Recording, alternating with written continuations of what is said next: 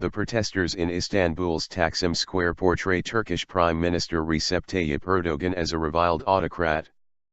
But a short ferry ride across the Bosporus, on this city's Asian shore, Mr. Erdogan's star is untarnished.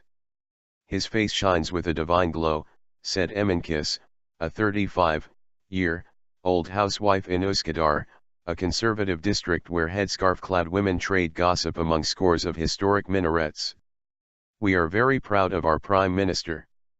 Turkey's protests have shown the world that the country has a vibrant contingent of secular and middle-class citizens who are chafing at what they see as an increasingly heavy hand in Mr. Erdogan's decade-long rule. But it has also provided a reminder that Mr. Erdogan retains the support of a vast stretch of the country, largely among nationalists, the religiously pious and those whose businesses have profited from his rule. Turkey's conservatives have started to show their own strength. On Thursday night, tens of thousands of government supporters streamed into Istanbul's Ataturk airport to welcome Mr. Erdogan after a 4-day tour of North Africa. The rally was organized by bosses of Mr. Erdogan's ruling Justice and Development Party, or AKP, who distributed flags to supporters.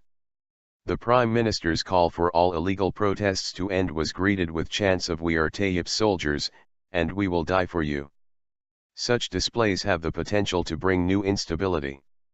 Tensions have grown across Turkey's cultural and political fault line over the country's political future as the AKP has more assertively pushed a religious agenda in social policy. Some AKP officials and voters fear that a more forceful opposition to the protests could be destabilizing. In the Prime Minister's core conservative constituencies, people are very nervous and they're watching to make up their minds about which way this will go, said Soli Özal, professor of international relations at Istanbul's Kadir Has University. These people are still solidly behind the Prime Minister, and if he chooses to mobilize them, it could be a very difficult situation. In recent days, senior AKP officials have publicly called on party faithful to refrain from mounting copycat protests in support of the Prime Minister, stressing the need to avoid stoking tensions.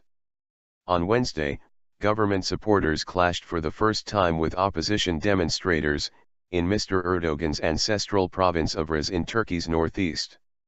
On the streets of Uskudar, Mr. Erdogan is still viewed with reverence as the man who has brought economic growth and a voice for observant Muslims previously muzzled by Turkey's staunchly secular state. Many residents here have watched with increasing anger at protests that they say amount to a personal vendetta against Mr. Erdogan. They are so ungrateful, said Ms. Kis, who said policies during Mr. Erdogan's decade in power have resulted in her monthly benefits rising sharply to 800 Turkish lira, $420. They shout insults and even curse at his mother.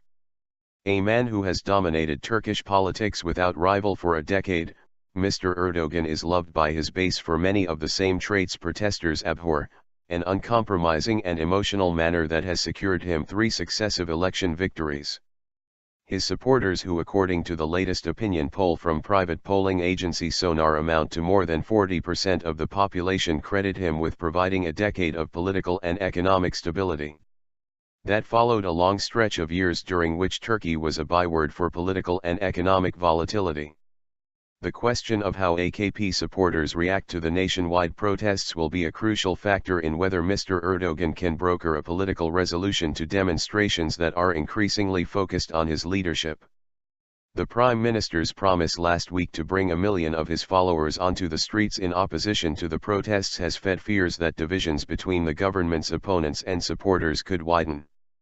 Turkey's nationwide protests erupted a week ago after security forces cracked down on a small environmental demonstration to save an Istanbul park from being razed to make way for a commercial development. The severity of the attack ignited anti-government rallies across the country that have left 4 people dead and more than 4,000 injured. Protesters have questioned whether some government supporters are fully aware of the scale of the demonstrations, saying Turkey's media initially ignored them before publishing reports focusing on vandalism and a defense of the police.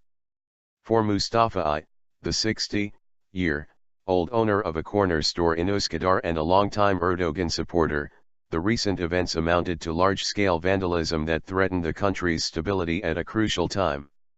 The protesters have no other aim but to make a mess.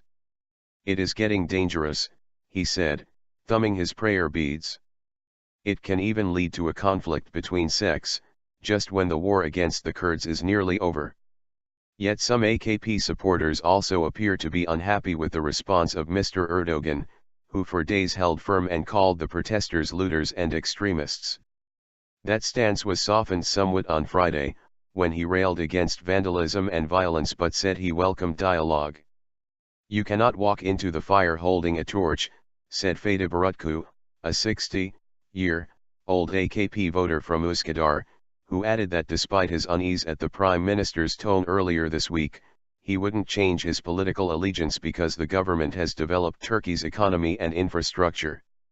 So far, senior AKP members are publicly requesting that their people stay off the streets, but they also stress that many are becoming more determined to demonstrate their opposition to the protests.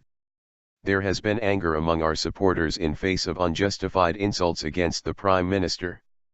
We prevented the reflection of that into the streets to avoid chaos," said Alaska Party Parliamentary Group Deputy Chairman Nurettin Kanakli on Thursday.